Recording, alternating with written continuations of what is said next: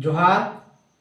आज के क्लास में हम लोग देखेंगे झारखंड की सिंचाई परियोजना, झारखंड की सिंचाई प्रणाली।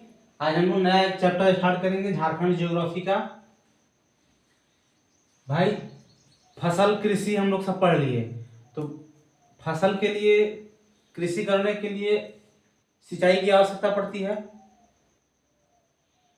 तो उसी सिंचाई प्रणाली के बारे में हम लोग आज जानेंगे कि झारखंड में सिंचाई प्रणाली कितना भाग में सिंचाई प्रणाली होता है, किससे होता है, किस किस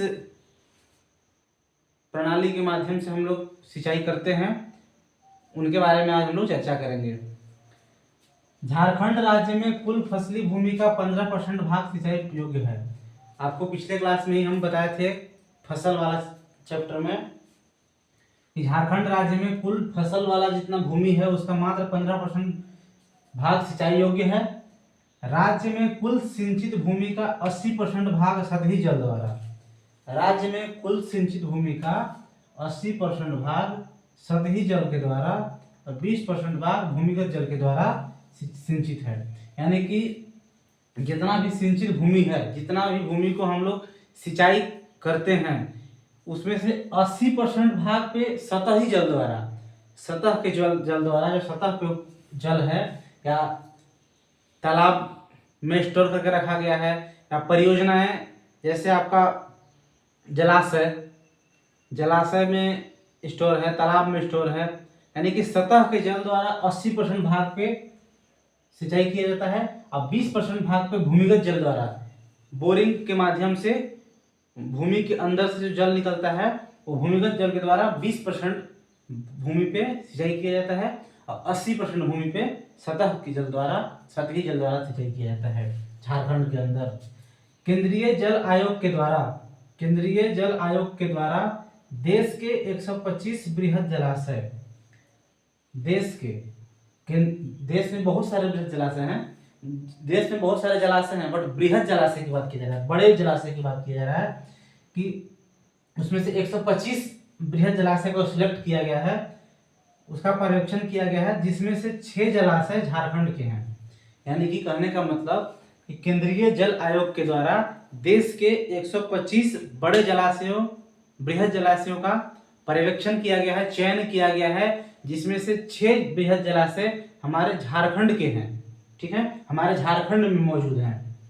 जिसमें से पहला देखिए तिलैया, कोनार, गेतलसूद, पंचेत जलाशय, मैथन, तेनूघाट। तिलैया, कोनार, गेतलसूद, पंचेत, मैथन, तेनूघाट। हम लोग आगे नदी घाटी परियोजना पढ़ेंगे, उसमें इन सबको पढ़ना है। ठीक है, परियोजनाएं सब, ये किसी न किसी परियोजना के तहत जलाशय है। इसी जलाशय में डैम भी है, किसी से बिजली भी बनता है, किसी का उपयोग सिर्फ सिंचाई के लिए भी किया जाता है। हम लोग सब आगे देखेंगे। यहाँ पे हम पढ़ना है कि 125 बृहद जलाशयों में से 6 जलाशय जो है वो हमारे झारखंड के हैं, जिसमें तिलैया है, कोनार है, गेतलसूद है, पंचेत है, मैथन है, तेनूघाट है। ये हाल ही का एक रिपोर्ट आयोग के द्वारा एक रिपोर्ट आया है, उसमें आपको ये दिखाया गया है। झारखंड में जल की उपलब्धता 35,000 मिलियन घन मीटर है। झारखंड में जल की उपलब्धता जो है वो 35,000 मिलियन घन मीटर है। ठीक है, आगे देखिए, आगे हम लोग सिंचाई, झारखंड में सिंचाई के साधन देखेंगे कि किस साधनों से, किन किन साधनों से झारखंड में किस भाग में सिंचाई किया जाता है, प्रमुख साधन कौन सा है, उस साधन से कितना प्रतिशत भाग में सिंचाई किया जाता है, ये सब हम लोग देखेंगे।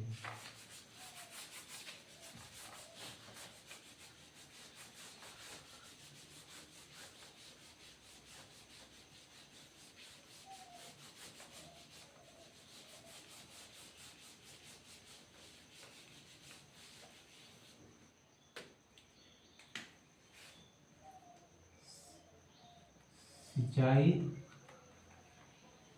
की साधन देखेंगे। ठीक है, साधन देखिए, आपका साधन में पहला है आपका कुआं आपका पहला है। ठीक है, यह सिंचाई का परंपरागत स्रोत है, परंपरागत साधन है, यानी कि बहुत पहले से कुआं से सिंचाई करने की परंपरा चलते आ रही है। यह परंपरागत साधन है, ठीक है, सिंचाई करने के लिए यह परंपरागत साधन है। ठीक, झारखंड के कुल सिंचित क्षेत्र में कुआं का योगदान लगभग 29 से 30% है। झारखंड के कुल सिंचित क्षेत्रों में, झारखंड के सिंचित क्षेत्र में 30% योगदान है इसका, 30% योगदान कुआं का है। ठीक है, शॉर्ट में लिख रहे हैं, पूरा लैंग्वेज नहीं लिख रहे हैं, आप समझ जाइए। झारखंड के कुल सिंचित क्षेत्र के 30% भाग पे 30% जो सिंचाई करने का योगदान है वो कुआं का है। ठीक है, कुआं का योगदान लगभग 30% है, 29 से 30%। ठीक है, कुओं द्वारा सर्वाधिक सिंचाई झारखंड के गुमला जिला में होता है। आपसे ये पूछेगा कि कुआं से सर्वाधिक, आपको इसमें याद क्या रखना है, ऐसा तो किस किस जिला में होता है वो तो एक ध्यान में रखना ही है, लेकिन उससे कहीं ज़्यादा इम्पोर्टेंट होता है कि वो सबसे अधिक उसका यूज किस जिला में किया जाता है, उस साधन का सर्वाधिक यूज किस जिला में किया जाता है, ये याद रखना है। और वो कितना % उसका योगदान है कुल सिंचाई में, कुल सिंचाई जितना होता है हमारे झारखंड में, उसका 30% योगदान हमारा कुआं है। ठीक है, यानी कि सबसे अधिक महत्वपूर्ण सिंचाई का साधन जो झारखंड का है वो कुआं है। ठीक है, गुमला जिला इसका सर्वाधिक है, इससे सर्वाधिक सिंचाई गुमला जिला में होता है, गुमला जिला में होता है। ठीक है, गुमला जिला में होता है। इसके बाद क्रमशः गिरिडीह, रांची, धनबाद, हजारीबाग, पूर्वी सिंहभूम, पश्चिमी सिंहभूम। इसके बाद भी गिरिडीह, रांची, हजारीबाग, सिंहभूम, सिंहभूम का है यानी कि दोनों, पूर्वी सिंहभूम, पश्चिमी सिंहभूम। उसके बाद आपका धनबाद। ठीक है, गिरिडीह, रांची, हजारीबाग, सिंहभूम, धनबाद, यानी कि पलाम, गुमला, गिरिडीह, रांची, हजारीबाग, सिंहभूम, धनबाद, जिसमें गुमला में सर्वाधिक सिंचाई कुआं से किया जाता है। उसके बाद भी इन क्षेत्रों में भी अधिकतर सिंचाई जो है वो कुआं से ही किया जाता है। ठीक है, यानी कि सबसे अधिक अगर कहा जाए, सबसे इंपॉर्टेंट, सर्वाधिक महत्वपूर्ण साधन है कुआं, जो है वो सर्वाधिक महत्वपूर्ण साधन है। झारखंड का सर्वाधिक महत्वपूर्ण साधन सिंचाई के लिए कुआं है, क्योंकि 30% भाग पे जो पूरे सिंचाई सिंचित भूमि का 30% सिंचाई कुआं के द्वारा किया जाता है। बाकी जितना भी साधन है, तालाब हैं, नहर हैं, नलकूप हैं, उन सब का सिंचाई जो है, उन सब का योगदान जो है 30 से नीचे है, 30% से कम है। इसलिए सर्वाधिक महत्वपूर्ण साधन कुआं है। देख लीजिएगा आगे, दूसरा सर्वाधिक महत्वपूर्ण साधन तालाब। ठीक है, ये सेकेंड इंपॉर्टेंट साधन है, सेकेंड इंपॉर्टेंट साधन तालाब। इससे आपका 19 से 20%, 19.07% से 20% योगदान है इसका सिंचाई करने का। पूरा लैंग्वेज नहीं लिखना तो आप समझ जाइएगा। इसका मतलब है कि कुल सिंचित भूमि का, यानी झारखंड में जितना भी भूमि पे हम सिंचाई करते हैं उसका 19 से 20% भूमि का जो योगदान है, सिंचाई करने का जो योगदान है वो तालाब है। यानी कि 19 से 20% भूमि पे हम सिंचाई तालाब के माध्यम से करते हैं, तालाब से करते हैं। ठीक है, और 30% कुआं से करते हैं। यानी कि जो सेकेंड इंपॉर्टेंट साधन है वो 20% है और फर्स्ट 30% है कुआं। इसीलिए सबसे महत्वपूर्ण साधन कुआं को बोला गया है। ठीक है, इसका देखिए, यह सिंचाई का सबसे पुराना साधन है। तालाब जो है सिंचाई का सबसे पुराना साधन है। ठीक, तालाब द्वारा सर्वाधिक सिंचाई झारखंड के देवघर जिला में होता है। सर्वाधिक सिंचाई आपका सबका याद रखना है, सर्वाधिक सिंचाई देवघर जिला में, सर्वाधिक सिंचाई जो है वो देवघर जिला में किया जाता है। इसके बाद धनबाद, साहेबगंज, दुमका, गोड्डा, इसके बाद धनबाद, साहेबगंज, दुमका, गोड्डा। सर्वाधिक सिंचाई पूछेगा, पूछेगा ही, ये हमेशा पूछता है, ये आपको इंपॉर्टेंट है, ये याद रखिएगा। सर्वाधिक सिंचाई तालाब से देवघर, कुआं से ऊपर बताए थे गुमला, कुआं से गुमला, ठीक है, तालाब से देवघर। उसके बाद धनबाद, साहेबगंज, दुमका और गोड्डा में भी आपका जो सिंचाई है वो तालाब से किया जाता है, ठीक है। इसके बाद नहर, देख लीजिए, 2 हो गया, कुआं तालाब हो गया। सर्वाधिक इंपोर्टेंट साधन कुआं है, 30% योगदान है, परसेंट भूलिएगा मत। तालाब 19 से 20% इसका योगदान है। दूसरा महत्वपूर्ण साधन है, सबसे पुराना साधन है, सिंचाई अधिकतर इसे देवघर में होता है। उसके अलावा धनबाद, साहेबगंज, दुमका, गोड्डा में भी किया जाता है। इससे सर्वाधिक सिंचाई गुमला में होता है। ये सर्वाधिक वाला विशेष ध्यान रखिएगा।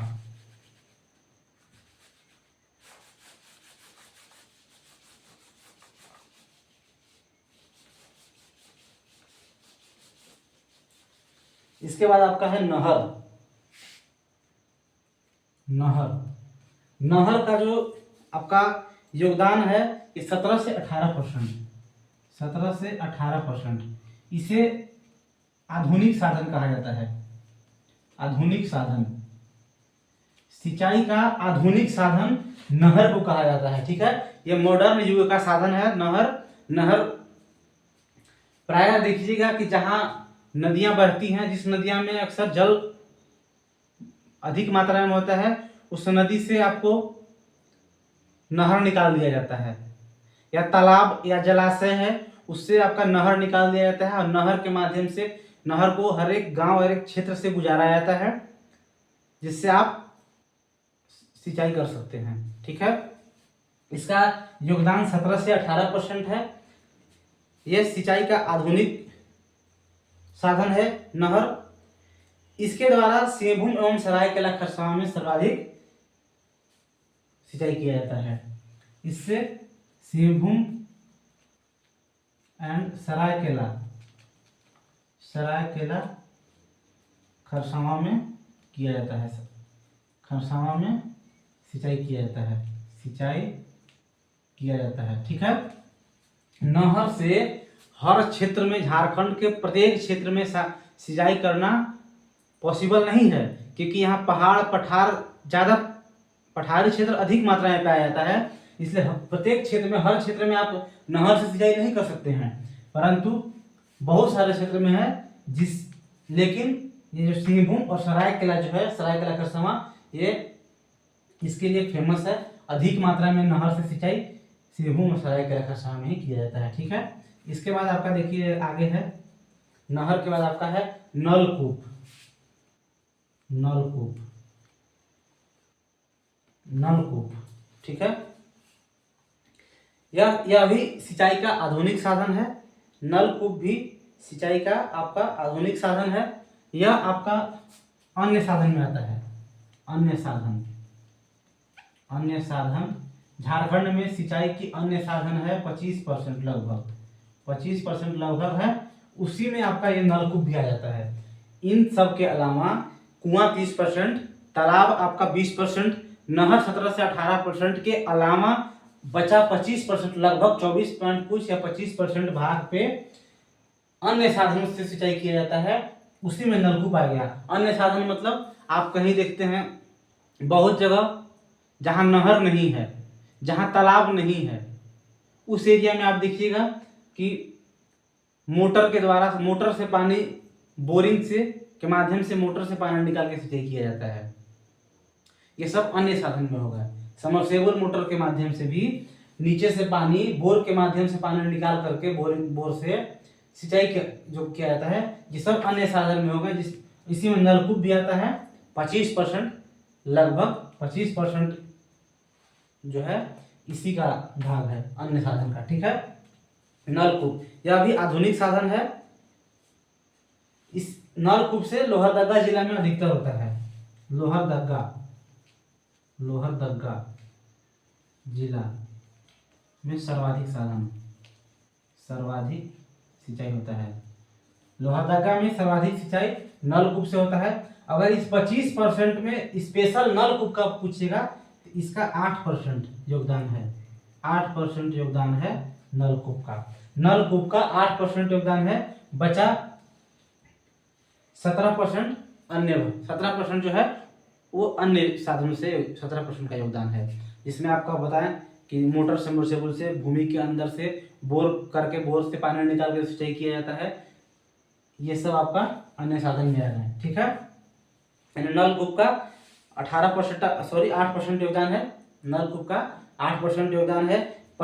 सबसे अधिक नलकूप से लोहरदगा जिला में सिंचाई किया जाता है। इसके बाद हजारीबाग और पलामू में। इसके बाद जो है ये फर्स्ट हो गया सर्वाधिक, सेकेंड हजारीबाग में,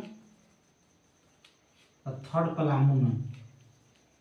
पलामू में नलकूप से आपका सिंचाई किया जाता है। ठीक है,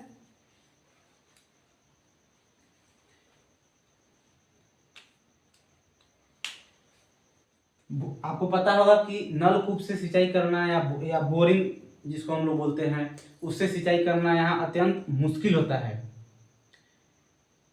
हर भाग पे बहुत सारा ऐसा क्षेत्र है जहाँ बोर करना बहुत कठिन हो जाता है, क्योंकि नीचे चट्टान है। पठारी क्षेत्र की अधिकता के कारण प्रत्येक क्षेत्र में आप सोचिए कि हम बोर करके पानी निकाल रहे जमीन के अंदर से, तो बोर करना ही मुश्किल होता है, कठिन होता है। इसलिए अधिकतर देखिएगा यहाँ झारखंड में कुआं, तालाब, नहर के माध्यम से ही होता है अधिकतर सिंचाई। कुछ कुछ भाग जहाँ जैसे नदी किनारे कोई है भाग, जहाँ पठारी क्षेत्र कम है, उस एरिया में आप नलकूप से सिंचाई कर सकते हैं। उस एरिया में आप बोर करके जमीन से मोटर के माध्यम से पानी निकाल के सिंचाई कर सकते हैं। वहाँ आपके लिए वो आसान रहेगा। ठीक है, आपका मेन इतना ही साधन था। आप एक बार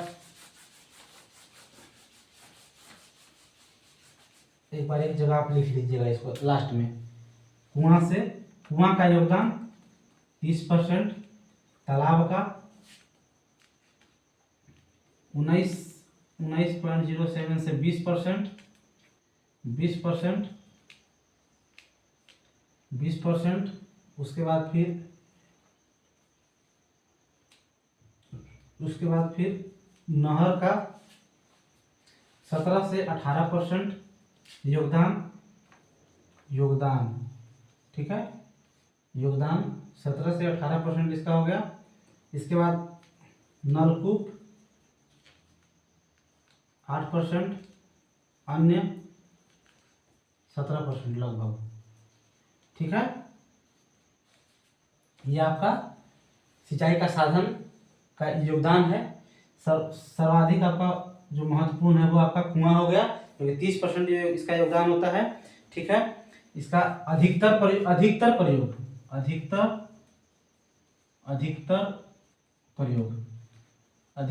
का बात किया जा रहा है। ठीक है, किस सब जिला का नहीं, अधिकतर प्रयोग किस में होता है? कुआं से गुमला में, तालाब से आपका देवघर में, इसके बाद नहर से आपका नलकूप से लोहरदगा, नहर से सिंहभूम एंड सरायकेला। यानी कि कुआं से गुमला में अधिकतर, तालाब से देवघर में, नहर से सिंहभूम एंड सरायकेला में, नलकूप से लोहरदगा में। ठीक है, इसके साथ साथ हजारीबाग ये भी महत्वपूर्ण है, और पलामू में। ठीक है, यहाँ पे एक बार एक जगह ऐसे लास्ट में लिख लीजिएगा। इसके बाद देखिए एक चीज और आपको बता रहे हैं।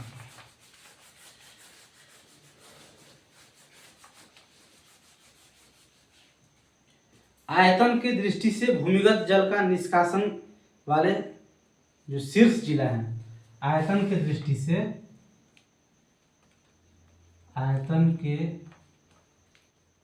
दृष्टि से कुछ ऐसा पॉइंट होता है जो कि समझना कम, याद करना रटना ज़्यादा पड़ता है, ठीक है।